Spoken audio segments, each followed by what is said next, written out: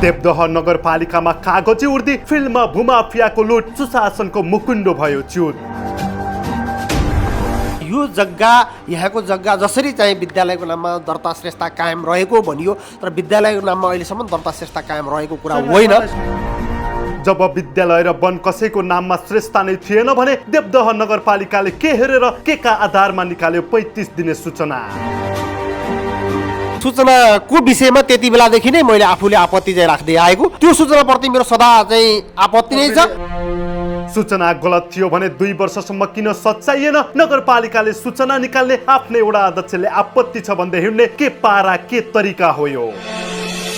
तत्कालीन चाहिँ प्रमुख प्रशासकीय अधिकृत कृष्ण प्रसाद सापकोटाज्यूलाई पनि मैले त्यति बेला तपाईँले के आधारमा यो चाहिँ गर्नुभयो भनेर मैले आपत्ति राखेको र यहाँबाट हामीले पब्लिक लिएर डेलिगेसन पनि गएको हुनाले त्यो सूचनाप्रति मेरो सदा चाहिँ आपत्ति नै छ। यो वडा र नगरपालिका बीचको युद्ध के हो? के पाक्दैछ यहाँभित्र? नापी मालपोत्र वन कार्यालय आजसम्म कुन दुलोमा लुके?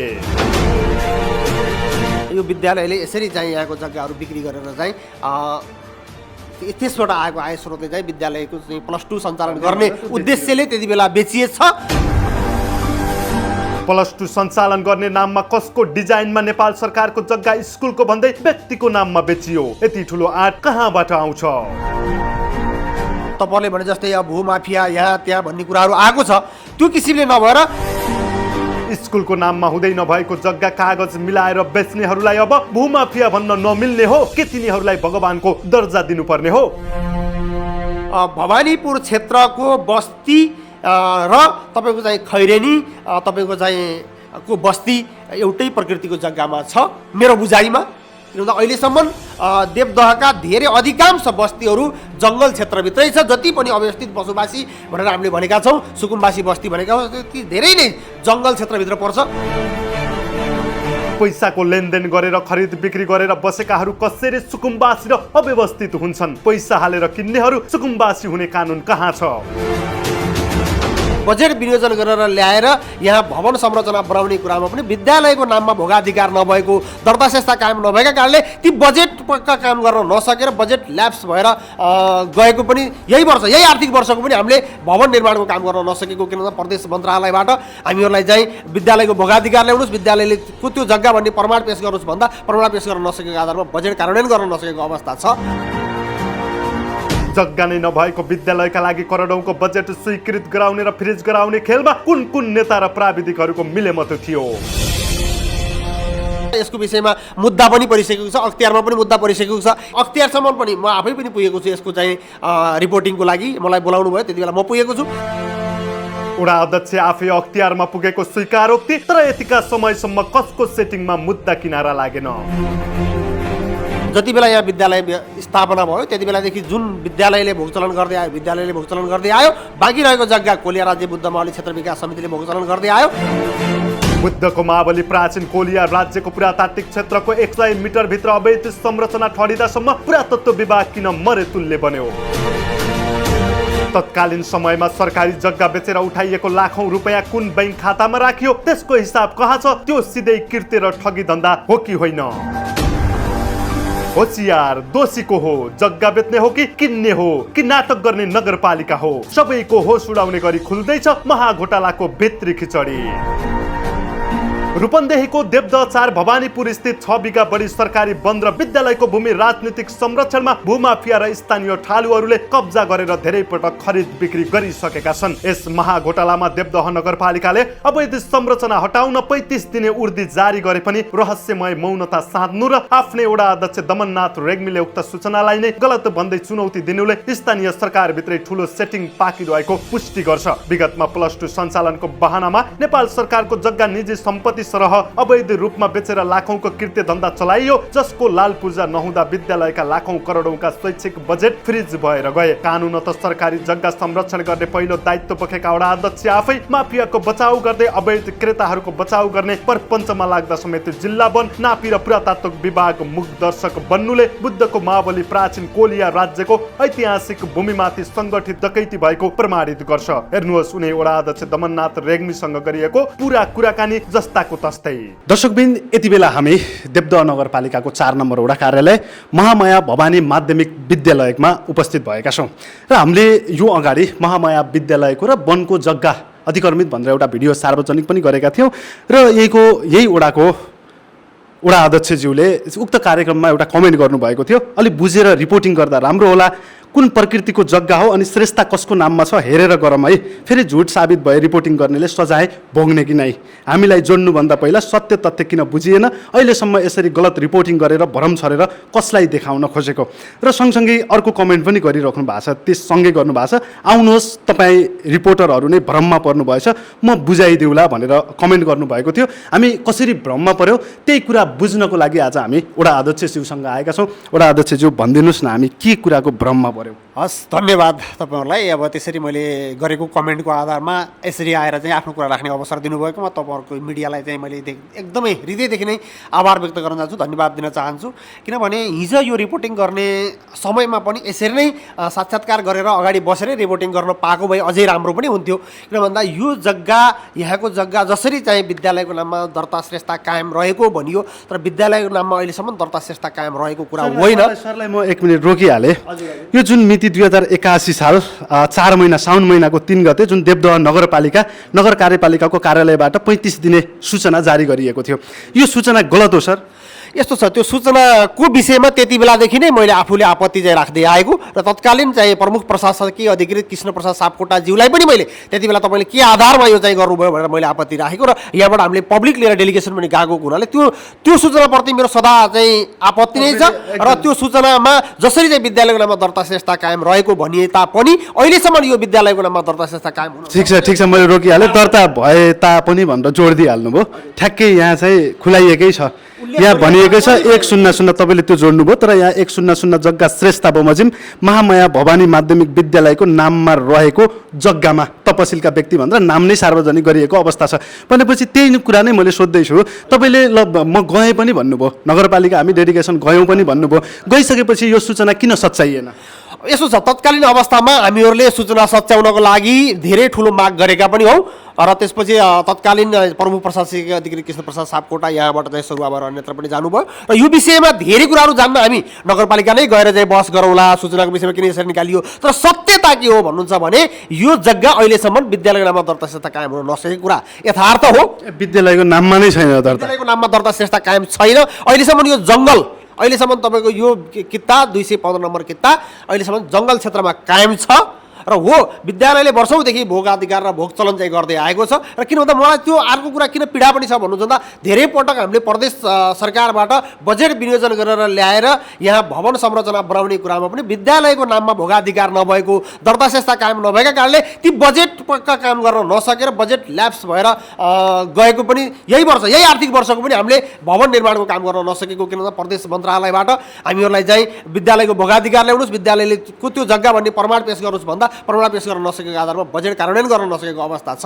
त्यसबाट यो कुरा चाहिँ सत्यता हो र तपाईँहरूको जसरी हिजोको रिपोर्ट सुन्नुहोस् 1 मिनट मैले याद रोकेँ, श्रेष्ठता छैन भन्नुभयो। खास यो श्रेष्ठता छैन, यो विद्यालयको नाममा छैन, हामीले धेरै बजेट ल्याएर काम पनि गर्न पाएन भन्नुभयो। भनेको ती जग्गाहरू जुन व्यक्तिहरूको नाम सार्वजनिक भएको छ ती जग्गा चाहिँ उही व्यक्तिहरूकै जग्गा हो भन्न खोज्नु भएको? अब यस्तो छ, त्यो यथार्थ के हो भन्नुहुन्छ भने धेरै वर्ष अगाडिको कुरा, हामीहरू यो ठाउँमा बसोबास गरेर आउनुभन्दा अगाडि नै अथवा चाहिँ तपाईँको हामी निर्वाचित जनप्रतिनिधि हुनुभन्दा अगाडि नै यो विद्यालयलाई तपाईँको चाहिँ महामायालाई 10 क्लासबाट +2 पढाउने सञ्चालन गर्ने बेलामै यो विद्यालयले के गरी सञ्चालन गर्ने त भन्दाखेरिमा यो विद्यालयले यसरी चाहिँ यहाँको जग्गाहरू बिक्री गरेर चाहिँ त्यसबाट आएको आय स्रोतले चाहिँ विद्यालयको चाहिँ +2 सञ्चालन गर्ने उद्देश्यले त्यति बेला बेचिएछ र त्यति बेलाको बेच्दाखेरिको सबै चाहिँ दुरुस्त फेरिस्त डकुमेन्टहरू पनि विद्यालयबाट तपाईँहरूले उपलब्ध गर्न सक्नुहुन्छ। ठिक छ, एउटा कुरा जस्तो तपाईँले ठ्याक्कै भन्नुभयो विद्यालयको नाममा श्रेष्ठता छैन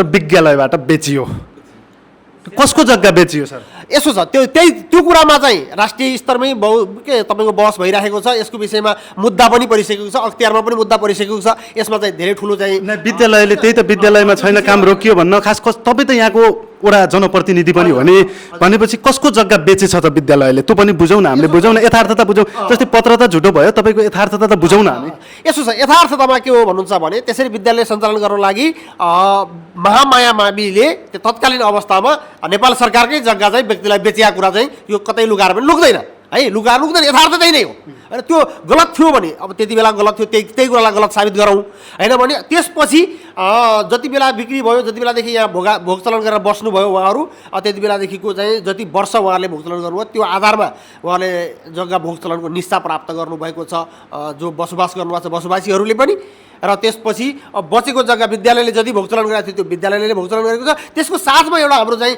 बहुप्रतिष्ठित एउटा संस्था छ कोलिया राज्य बुद्ध मावली क्षेत्र विकास समिति र यो चाहिँ ऐतिहासिक पुरातात्विक क्षेत्र पनि भएको हुनाले त्यो क्षेत्रले पनि आफ्नो चाहिँ क्षेत्रमा चाहिँ आफ्नो अफिस सञ्चालन गरेर त्यहाँ एउटा समिति छुट्टै समिति छ त्यो समितिले पनि यही काम गरेको अवस्था छ अब यो नगरपालिकाले सूचना पनि जारी गर्यो 2 वर्ष पहिला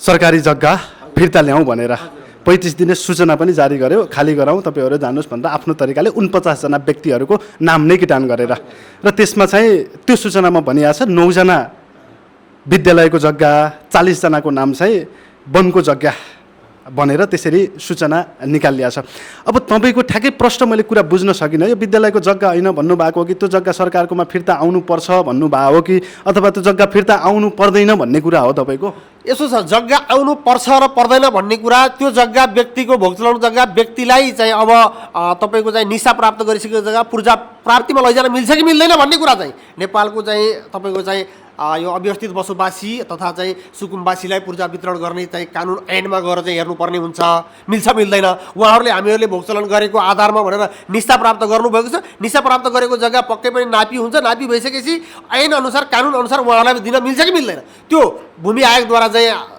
गठित चाहिँ तपाईँको चाहिँ यो सुकुम्बासी समस्या आयोगले काम गर्ला नगरपालिका धेरै कुराहरू त बोल्नुभएछ र अहिले तत्कालीन अवस्थामा यो रेकर्डिङ गर्दै गर्दा तपाईँ सोही विद्यालयको व्यवस्थापन समितिको अध्यक्ष पनि हुनुहुन्छ तत्कालीन अवस्थामा यो विद्यालयका केही व्यक्तिहरूले वनको जग्गालाई विद्यालयको भनेर त्यसरी श्रेष्ठ अरूको नाममा दिँदा चाहिँ त्यो कुरा चाहिँ तपाईँले उठाउनु भएको छ कि नै यो चाहिँ किन यस्तो गरिया रहेछ भनेर तपाईँले बुझ्नु भएको छ कि नै वनको जग्गा वनले नै दिएको भए हुन्थ्यो विद्यालय बनाउने भनेर विद्यालय व्यवस्थापन समितिले के आधारमा के कारणले त्यो अरूको जग्गा चाहिँ हाम्रो भनेर बेचिदिएर पैसा उठाएछन् त सर यस्तो छ वनको भनेर कुनै यो वन सामुदायिक वनमा दर्ता श्रेष्ठता कायम भएको पनि छैन अहिलेसम्म श्रेष्ठतामा तपाईँको त्यो श्रेष्ठतामा चाहिँ जङ्गल लेखिएको छ है जग्गाको श्रेष्ठतामा र त्यति बेला जति बेला यहाँ विद्यालय स्थापना भयो त्यति बेलादेखि जुन विद्यालयले भोग चलन गर्दै आयो विद्यालयले भोग चलन गर्दै आयो बाँकी रहेको जग्गा कोलिया राज्य बुद्ध मावली क्षेत्र विकास समितिले भोग चलन गर्दै आयो र त्यसपछि जुन बजार बसेको छ त्यो बजार चाहिँ विद्यालय सञ्चालनका निमित्त त्यति बेला तत्कालीन विद्यालय व्यवस्थापन समिति अथवा त्यति बेलाको विद्यालय प्रशासन सबैले चाहिँ विद्यालय कसरी चलाउने त भन्दा यसरी चाहिँ यो माध्यमबाट मात्रै विद्यालय चलाउन सकिन्छ भन्ने टुङ्गोमा पुग्नु भएछ त्यसरी धेरै ठाउँमा यी कुराहरू गरेको छौँ तपाईँको अख्तियारसम्म पनि म आफै पनि पुगेको छु यसको चाहिँ रिपोर्टिङको लागि मलाई बोलाउनु भयो त्यति बेला म पुगेको छु धेरै ठाउँमा यो विषयमा बहसहरू गरिएको छ यदि ल ठिक छ त्यो बिक्री गर्नु नै गलत थियो भने भोलि यो पूर्जा प्राप्ति नहोला उहाँहरूले चाहिँ त्यही तवरबाट चाहिँ यो चाहिँ छिनोफानो होला हैन यदि चाहिँ विद्यालयले त्यति बेला बेच्नु नै गलत थियो भने पनि तत्कालीन अवस्थादेखि अहिलेसम्म आउँदै गर्दा कति वर्ष भयो कसरी भयो किन भयो यी कुरा त्यही गरेर चाहिँ छानबिन गर्नु पर्ला अब अहिलेको अवस्थामा आएर चाहिँ हामीहरूले के त भन्दा मलाई चाहिँ अलिकति चाहिँ चित्त नबुझेको कुरा के हो त भन्दा दर्ता श्रेष्ठता कायम रहेको भनिएको छ नगरपालिकाको सूचनालाई चाहिँ आधार मानेर भन्नुभएको छ त्यो नगरपालिकाको सूचनाप्रति पनि मेरो आपत्ति थियो हिजो पनि आज पनि आपत्ति छ हामीले बुझ्यौँ तपाईँको नगरपालिकाप्रति आपत्ति छ नगरपालिका हामी पुग्छौँ उहाँहरूकोबाट आधिकारिक जवाब पनि नगरपालिकाबाट लिन्छौँ अब अन्तिम प्रश्न एउटै प्रश्न सर मेरो प्रश्न के भने अब के हुन्छ यस्तो छ अब वास्तविकतामै गएर तपाईँको चाहिँ छलफल गरेर चाहिँ कुरा गर्नु पर्दा र टुङ्ग्याउनु पर्दा यो जग्गा तपाईँले जसरी रिपोर्टिङ गर्नुभएको छ हिजोको रिपोर्टिङ हेरिसकेपछि तपाईँले भने जस्तै अब भूमाफिया यहाँ त्यहाँ भन्ने कुराहरू आएको छ त्यो किसिमले नभएर विद्यालय चलाउनको निमित्त हिजोको अवस्था अलिकति हामी सामाजिक भएर पनि जाउँ हिजोको अवस्थामा विद्यालय चलाउन के तपाईँले नै भन्नुभएको छ सर विद्यालयको जग्गा होइन वनको जग्गा हो श्रेष्ठ छैन अझै पनि खोजिरहेछौँ भन्नुहुन्छ विद्यालयका केही व्यक्तिहरूले त्यही जग्गा बेचिदिन्छन् अनि त्यसमा चाहिँ आपत्ति कसरी हुन्छ त सर? दिनुहोस् न, तपाईँको प्रश्न गरिसकेपछि जवाब पुरा गर्न दिनुहोस् होइन होइन। हिजो त्यो अवस्थामा चाहिँ विद्यालय चलाइयो, यहाँसम्म आइयो। यदि त्यो नै हिजोको नै गलत थियो भने त्यहीँबाट सुरुवात गरौँ होइन, त्यहीँबाट सुरुवात गरौँ। किन भन्दा बिचमा आएर चाहिँ तपाईँको चाहिँ मान्छेलाई चाहिँ भ्रमित पार्ने गरी होइन, किन वडा अध्यक्षको नाकमुनिबाट भनेर चाहिँ 2 वर्ष पहिला सूचना आइसकेपछि तत्कालीन अवस्थादेखि वडा अध्यक्ष नै तपाईँ हुनुहुन्छ, त्यसपछि के गर्नुभयो सर भन्ने नै हो कि? त्यो टोटल्ली कुरामा वडा अध्यक्ष कहाँसम्म मुनि भनेर वडा अध्यक्षले नि बेचेको भने होइन सर। तपाईँको वडामा कालिकाबाट एउटा प्रतिवेदन आइसकेपछि 35 दिने सूचना आइसकेपछि यहाँको जनप्रतिनिधि तपाईँ भइसकेपछि त्यस पछाडि के भयो भनेर वडा अध्यक्षको नाम आएको हो सर। जनप्रतिनिधि भएको हिसाबले तपाईँले बेच्नुभयो, वडा अध्यक्षले बेच्या हो भनेर भनेको छैनौँ सर हामीले। त्यही त, यसो भयो त्यो कुराहरूलाई यसो यी कुराहरू रिपोर्टिङ गर्नुभन्दा अगाडि तपाईँले हामीसँग बुझेरै गरिदिएको भए पनि एकदम राम्रो हुन्थ्यो नि त। यी कुराहरू तपाईँलाई मैले अगाडि पनि भन्थेँ होइन। त्यसो त्यो कुराहरूमा यहाँ वडामा आएर रिपोर्टिङ गर्दै गर्दा तपाईँहरूले कमसेकम एउटा स्थानीय सरकार छ यहाँ पनि, के हैछ त यसको चाहिँ बुझौँ न त वास्तविकता भनेर बुझिदिएको भए आज तपाईँले हामी फेरि यो चाहिँ गर्नुपर्ने अवस्थामा त आउँथेनौँ होइन।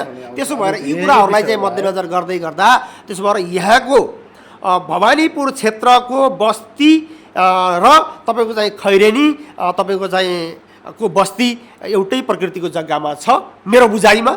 किन भन्दा अहिलेसम्म देवदहका धेरै अधिकांश बस्तीहरू जङ्गल क्षेत्रभित्रै छ। जति पनि अव्यवस्थित बसोबासी भनेर हामीले भनेका छौँ, सुकुम्बासी बस्ती भनेका छौँ, ती धेरै नै जङ्गल क्षेत्रभित्र पर्छ। र 4 नम्बर वार्डको पनि तपाईँको चाहिँ अब अहिले धेरै जग्गाहरू नापी भएर हामीले चाहिँ भूमि आयोगमा पठाइसकेका छौँ। ती सबै लगभग तपाईँको चाहिँ जङ्गल क्षेत्रभित्रै आबादी, तर चाहिँ हिजोको चाहिँ जङ्गल क्षेत्र भनेर चाहिँ भनिएको प्रकृतिको जग्गाहरू देवदहका धेरै अव्यवस्थित बसोबासी सुकुम्बासी भूमिहीन दलित भूमिहीन सुकुम्बासी बसेको बस्तीहरू प्राय एउटै प्रकृतिको जग्गाहरूमा भएको हुनाले त्यसो भएर किन सधैँभरि यो भवानीपुरको कुरालाई मात्रै चाहिँ यो धेरै ठुलो चाहिँ न्युज बनाइन्छ अथवा चाहिँ धेरै ठुलो टार्गेट रूपमा लइया छ, यसमा के छ र वास्तविकता मेरो सबैप्रति मेरो आपत्ति हो। मैले तपाईँहरूलाई मात्रै कोड गरिनँ, सधैँ किन यही मात्रै चाहिँ टार्गेटमा पर्छ यस्तै किसिम भन्नु खोजेको तपाईँले जस्तो नगरपालिकाले पनि अन्तका सबैतिरका विषयहरू ननिकालेर यसलाई नै बढी पेल्छ। मात्रै नभएर हामी सबै स्थानीय अथवा चाहिँ मिडियाकर्मी स्थानीय समाजसेवी बुद्धिजीवी सबैले सत्य त बोलाउँ न। कमसेकम आखिर हाम्रो देवदहको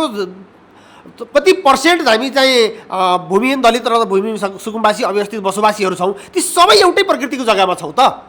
जहाँ हामीहरू खैरेनी बजार गए पनि, तपाईँको 6 नम्बर वार्ड गए पनि, 8 नम्बर वार्ड गए पनि, 10 नम्बर वार्ड गए पनि सबै हामी जङ्गल क्षेत्रभित्र हिजोका जङ्गल क्षेत्रभित्र भएका अव्यवस्थित बसोबासी हौँ र यो पनि त्यही किसिमको त्यही प्रकृतिको जग्गा छ होइन। त्यसो भएर यी कुराहरूलाई त्यसरी नै लिएर जाउँ, त्यसरी नै बुझेर जाउँ भन्ने मेरो अनुरोध हो। हस्, धन्यवाद सर। हस्, धन्यवाद। हामीले जुन पत्रलाई मात्र जुन नगरपालिकाले सार्वजनिक गरेको 35 दिने सूचनाको पत्र छ त्यही पत्रलाई आधार बनाएर मात्रै रिपोर्टिङ सुरु गरेका छौँ।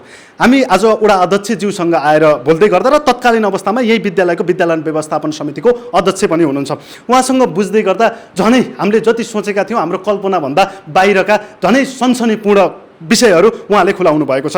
उहाँले भन्नुभएको छ नगरपालिकाले सूचना निकाल्यो तर त्यति बेला तत्कालीन अवस्थामा यो जग्गा विद्यालयको नाममा नै थिएन, तर विद्यालयलाई स्तर उन्नति गराउने भनेर विद्यालयका तत्कालीन अवस्थाका ती व्यक्तिहरूको नाम पनि हामीले सार्वजनिक गर्नेछौँ। उहाँहरूको रोभरमा यहाँको जग्गाहरू बेचिएको रहेछ र उहाँ अहिले यही वडा अध्यक्ष पनि हो र विद्यालय व्यवस्थापन समितिको अध्यक्ष पनि हो। यस विषयमा हामीले नगरपालिकामा गएर पनि बुझ्नेछौँ। जुन गाउँको सिंहदरबार हो त्यहाँ गएर पनि हामीले बुझ्ने नै छौँ। हामी सँगै रहनुहोस्। कालचक्र।